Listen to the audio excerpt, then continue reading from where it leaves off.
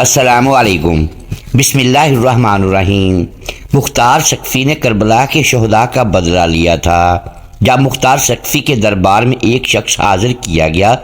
جس پر یہ الزام تھا کہ اس نے سیدہ زینب سلام اللہ علیہا اور دیگر اہل بیت کی پاک مستورات کے خیموں کو آگ لگائی تھی، چنانچہ مختار سقفی کے پاس جب اس کو گرفتار کر کے لایا گیا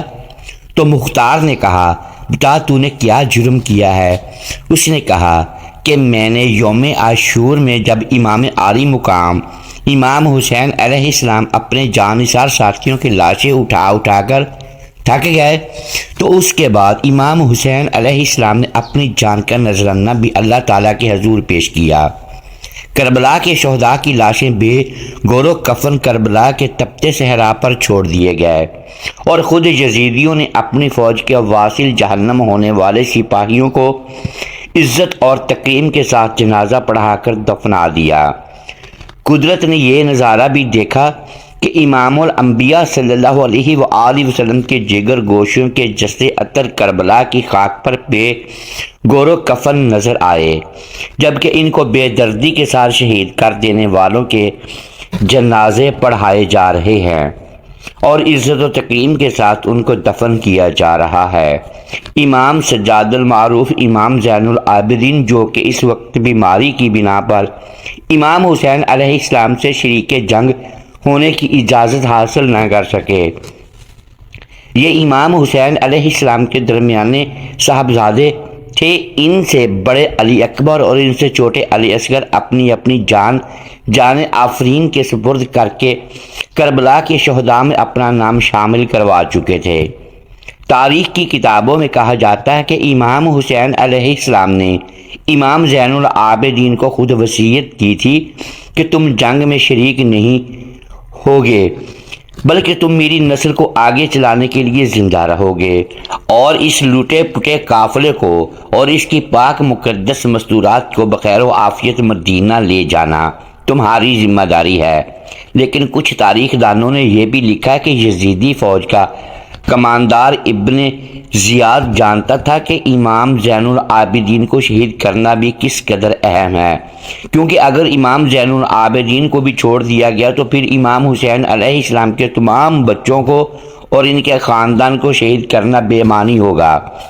کیونکہ اگر امام حسین علیہ السلام کا ایک بھی سپوت زندہ اس میدان کربلا سے واپس چلا گیا تو پھر آگے جا کر وہ یزید کے تخت اور خلافت کے لیے درد سر بن جائے گا۔ امام جلال الدین سیوطی لکھتے ہیں کہ کربلا کے واقعہ پیش آ جانے کے بعد جب یزید کی فوجوں نے امام زین العابدین کو شہید کرنے کی غرض سے ان کی تلاش شروع کی تو سیدہ زینب بنت علی رضی اللہ تعالی عنہ نے امام سجاد کو خیموں میں چھپا لیا۔ شمر اور ابن زیاد کے کارندے امام زین العابدین کو ڈھونڈتے رہے لیکن وہ ان کو نہ ملے تو شمر اور ابن زیاد نے اپنے فوجیوں کو حکم دیا کہ خیموں کو جلا دیا جائے۔ محترم ناظرین، خیموں کو جلائے جانے کی جو روایت پیش کی جاتی ہیں ان کے پیچھے مال اسباب کو لوٹنے کی حقیقت نہیں تھی، بلکہ خیموں کو جلانے کی حقیقت یہی تھی کہ وہ امام زین العابدین کو ڈھونڈ کر انہیں قتل کرنا چاہتے تھے تاکہ امام حسین علیہ السلام کی آخری نشانی کو بھی گل کیا جا سکے، لیکن سیدہ زینب سلام اللہ علیہا نے انہیں محفوظ رکھا۔ اور یہی روایت آگے جا کر بھی بیان کی جاتی ہے کہ جب یزید کے دربار میں سیدہ زینب اور امام زین العابدین قیدی بنا کر پیش کیے گئے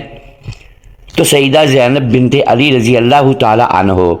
اور امام زین العابدین نے تاریخ ساز خطبہ ارشاد فرمایا۔ امام زین العابدین نے فرمایا کہ جو مجھے نہیں جانتے وہ دیکھ لیں کہ میں امام الانبیاء صلی اللہ علیہ وآلہ وسلم کا نواسا ہوں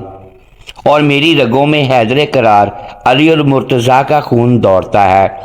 امام زین العابدین نے اپنا تعارف اس طرح سے اس لیے کروایا کیونکہ یزید نے اپنے دربار میں یہ مشہور کر رکھا تھا کہ چند باغیوں کی جماعت کو شکست دے دی گئی ہے اور یہ ان کے قیدی ہیں۔ لیکن جب امام زین العابدین نے اپنا تعارف کروایا کہ میں امام الانبیاء صلی اللہ علیہ وآلہ وسلم کی اولاد ہوں تو یزید کے دربار میں آہوں اور سسکیوں کی صدائیں بلند ہونے لگیں۔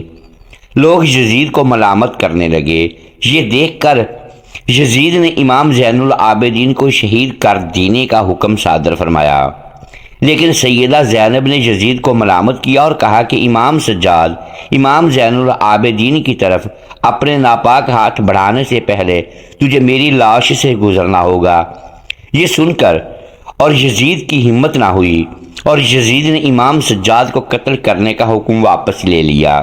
اور پھر امام زین العابدین کی قیادت میں ہی اس قافلے کو مدینہ منورہ کی جانب روانہ کیا گیا۔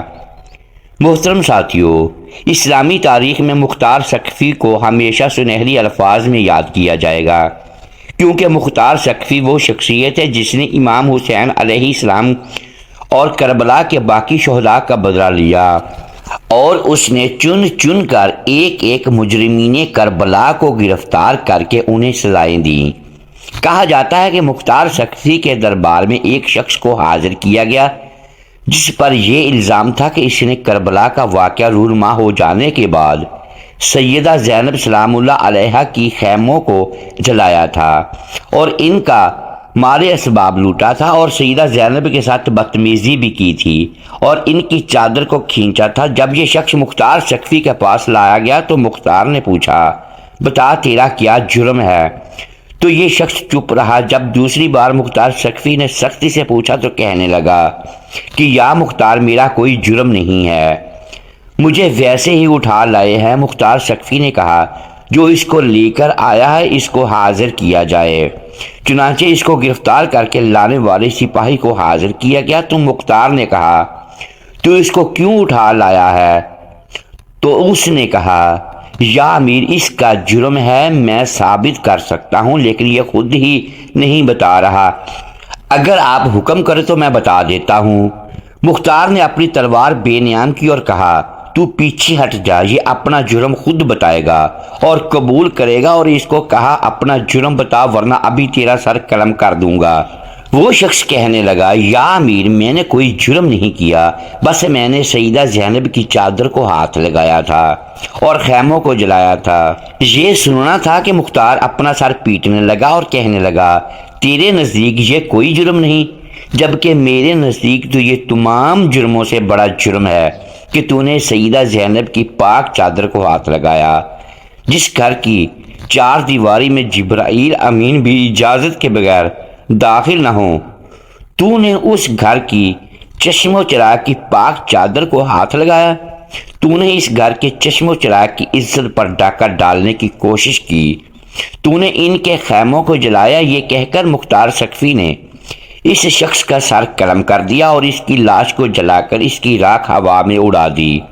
محترم ناظرین، امید ہے آج کی یہ ویڈیو آپ کو پسند آئی ہوگی۔ ناظرین گرامی، اگر اس ویڈیو میں دانستہ یا دیدہ دانستہ الفاظ کی درستگی ہم نہیں کر پائے تو ہم آپ سے معذرت خواہیں اور اللہ کی حضور معافی کے طلبگار ہیں۔ ناظرین گرامی، ویڈیو کو لائک کیجیے اور اپنے اس چینل کو سبسکرائب لازمی کر دیں اور بیل آئیکن پریس کر دیں تاکہ ہر نئی آنے والی ویڈیو آپ تک بر وقت پہنچ سکے، تاکہ ہماری حوصلہ افزائی ہوتی رہے۔ شکریہ، اللہ حافظ۔